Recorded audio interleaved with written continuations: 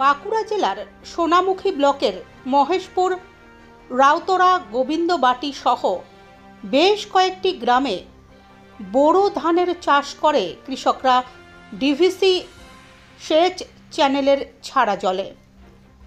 সেচ দপ্তর বিজ্ঞপ্তি জারি করেছিল বোরো চাষের জন্য 26শে জানুয়ারি থেকে 30শে এপ্রিল পর্যন্ত পর্যায়ক্রমে জল ছাড়া হবে ক্যানেলে। কিন্তু কৃষকদের অভিযোগ, ধান চাষের সময় জল ছাড়লেও ধান রোপণের পর 10 থেকে 15 দিন কোনো রকম জল দেওয়া হয়নি, যার ফলে বিঘার পর বিঘা ধানের জমি ফেটে চৌচির হয়েছে, মরে গিয়েছে ধানের চারা। কৃষকরা জানাচ্ছেন, কেউ মহাজনের কাছে ঋণ করে, কেউ বা জমি ভাগে নিয়ে চাষ করেছেন। সেচ দপ্তরের খামখেয়ালিপনায় চরম সংকটে পড়েছে কৃষকরা। বাধ্য হয়েই আজ তারা প্রথমে ধানের জমিতে বিক্ষোভ, পরে সোনামুখী দুর্গাপুর সড়ক অবরোধ করে তুমুল বিক্ষোভ দেখাতে থাকে। ঘটনাস্থলে সোনামুখী থানার পুলিশ এলে তাদের ঘিরেও বিক্ষোভ দেখায় কৃষকরা। বিক্ষোভের জেরে সোনামুখী দুর্গাপুর সড়কে ব্যাপক যানজটের সৃষ্টি হয়।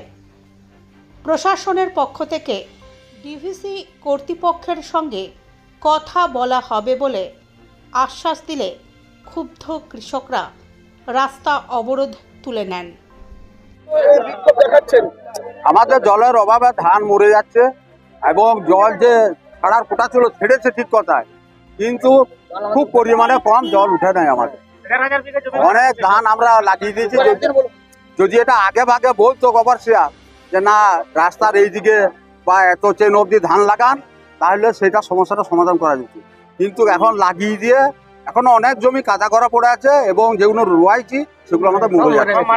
তা আমাদের এখন দাবি হচ্ছে যে ওভারসিয়ারকে এখানে আসতে হবে, এসে ও মাঠটা পরিদর্শন করে দেখুক। ধানের অবস্থা কি এখন? ধানের অবস্থা সব মারা যাচ্ছে, একদম মাঠে গেলে পরেই বুঝতে পারবে। হ্যাঁ, সমস্যাটা ধান মরে যাচ্ছে। এখন যদি না জল ছাড়ে বা যে পরিমাণে জল ছেড়েছে, আমাদের দানায় জল উঠছে না, এক ফোঁটাও জল উঠে না। একদিন জল এসেছিল ঘন্টা দিনে দিয়ে বন্ধ হয়ে গেছে এবং আমরা বুঝতেও পারছি না যে কদিন জল ছাড়বে বা কদিন বন্ধ থাকবে, এটা ওভারসিয়ার কিন্তু জানায় না। এর দায়িত্ব ছিল ওভারসিয়ার। আমার নাম নাসরুল বিদ্যা।